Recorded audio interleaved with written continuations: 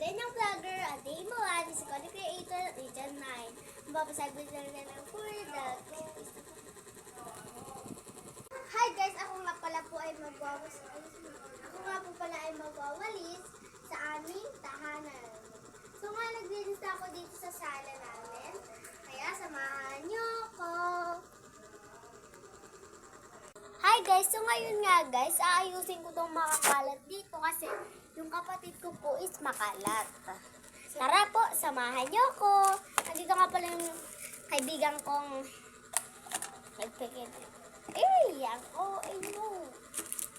So, ayusan ko siya guys ng buhok. Ang pangit kasi yung buhok.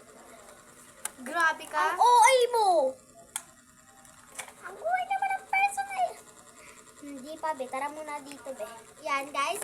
Dito ko siya kasi aayusan ko na siya.